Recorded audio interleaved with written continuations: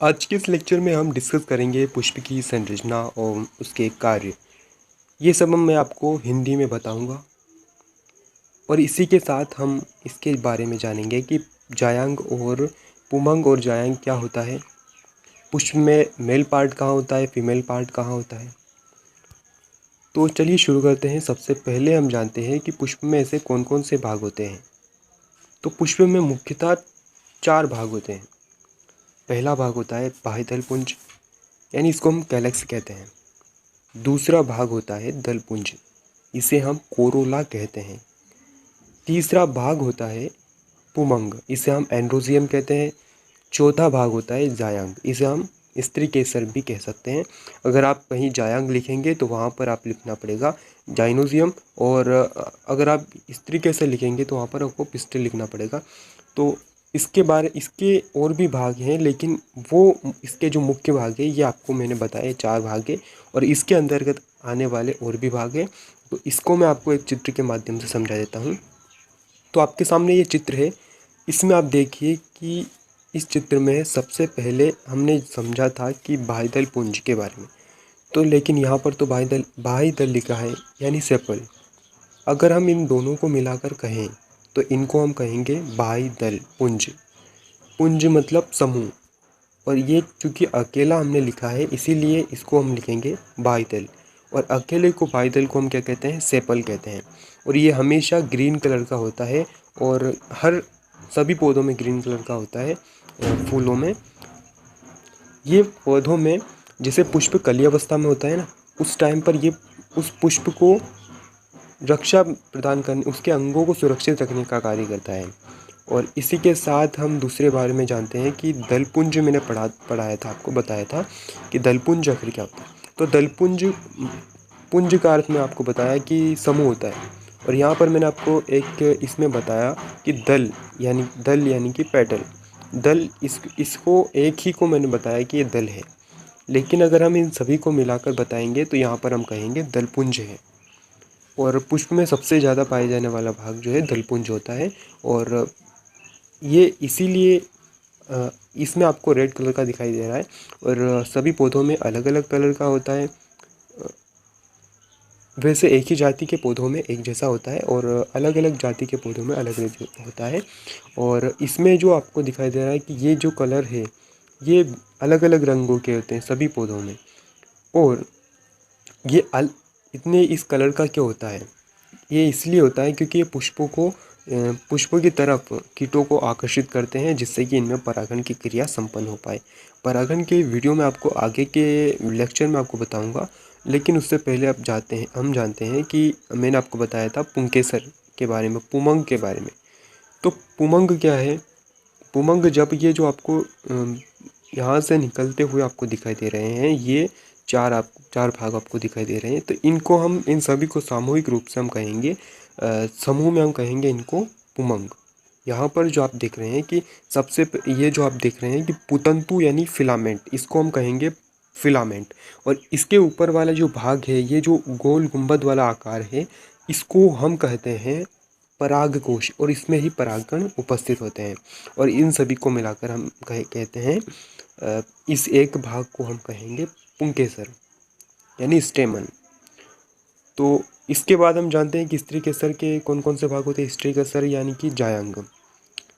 तो जायांग जायांग यानी जाइनोजियम, जायांग यानी जाइनोजियम। तो जायांग के भी 3 भाग होते हैं। पहला भाग होता है वर्तिकाग्र, जो सबसे ऊपर वाला भाग दिखाई दे रहा है ना आपको, इसी को हम कहते हैं वर्तिकाग्र यानी स्टिग्मा। और इसके जैसे ही नीचे हम आते हैं तो वहाँ से शुरू होता है वर्तिका वाला भाग, यानी स्टाइल वाला भाग शुरू होता है। और इसके नीचे जो लोटे वाला आकार का जो ये भाग है, इसको हम कहते हैं अंडाशय, और इसके अंदर होता है अंडा, पुष्प का अंड। तो इसके बारे में हम सभी के बारे में हम क्रम से जानते हैं। सबसे पहले मैंने आपको बताया था कि बाह्यदल पुंज यानी कैलेक्स के बारे में। तो कैलेक्स के बारे में मैंने आपको जो जो बताया वो मैंने यहाँ पर लिख दिया है, और आप इसे अपनी कॉपी में नोट कर सकते हैं। तो कैलेक्स ये होता है पत्ती टाइप का, जो नीचे होता है ग्रीन कलर का, जो कि पुष्प को रक्षा करने का कार्य करता है। और इसके बारे में हम पढ़ते हैं, चलो। तो पुष्प का सबसे बाहरी चक्र होता है, यानी कि सबसे बाहर स्थित होता है, और ये अनेक इकाइयों का बना होता है।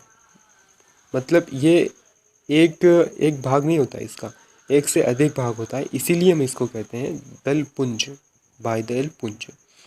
दल इसी पुंज इसलिए हमने लगाया क्योंकि ये समूह है, सामूहिक रूप से हम सभी को कहेंगे दल, बाह्यदल पुंज। तो ये हमेशा ग्रीन कलर का होता है और दाएं हरे रंग की पत्ती जैसी संरचना है, जिसका प्राथमिक कार्य कलिका में पुष्प अंगों की रक्षा करना है। इसका बस यही कार्य है कि जब पुष्प कली अवस्था में होता है तब उसकी रक्षा करना। तो ये मैंने आपको बताया, आप इसका स्क्रीनशॉट भी ले सकते हैं और अपनी कॉपी में नोट कर सकते हैं। इसके बाद हम जानते हैं दलपुंज के बारे में, यानी कोरोला के बारे में। तो दलपुंज यहाँ पुष्प का दूसरा चक्र है। हमने बताया था आपको कि सबसे पहले मैं आपको बताया था कि बाह्यदल पुंज, फिर हमने दलपुंज के बारे में बताया था, फिर पुमंग के बारे में बताया था, और फिर उसके बाद बताया था जायांग यानी कि स्त्री केसर के बारे में।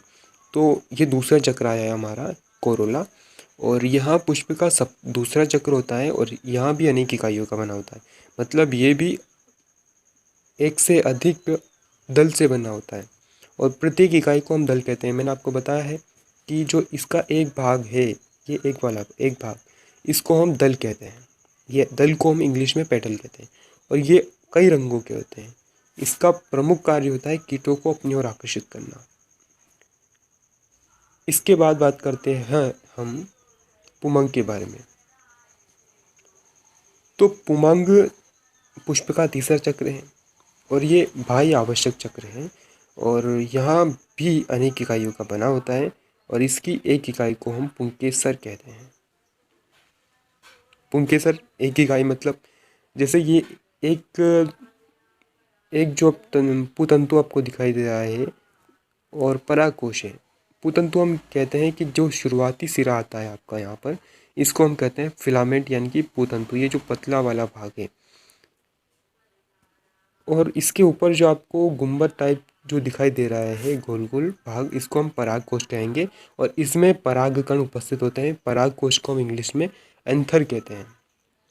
तो ये पुष्प का नर भाग होता है, और इसका मादा भाग क्या होता है फिर, तो इसके बारे में भी हम जानते हैं।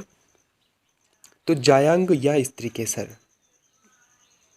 स्त्री केसर से आप समझ जाएंगे कि ये मादा पार्ट की बात हो रही है यहाँ पर। तो यह पुष्प का चौथा चक्र है, क्योंकि ये आखिरी चक्र है, और यह पुष्प का अति आवश्यक चक्र है। इसकी एक इकाई को अंडप यानी कि कार्पल कहते हैं। यह पुष्प का मादा भाग होता है। मैंने आपको बताया कि पुष्प का मादा भाग है, और इसके बीच में आपको दिखाई दे रहा है यहाँ पर, इसको हम कहेंगे अंडाशय यानी ओवरी। और इसके ऊपर जो आपको सबसे ऊपर आपको दिखाई दे रहा है, ये वर्तिकाग्र है। उसके नीचे वर्तिका, और उसके सबसे नीचे बीच में दिखाई दे रहा है, इसको हम ओवरी यानी अंडाशय कहते हैं। तो उम्मीद है आपको यहाँ वीडियो पसंद आई होगी।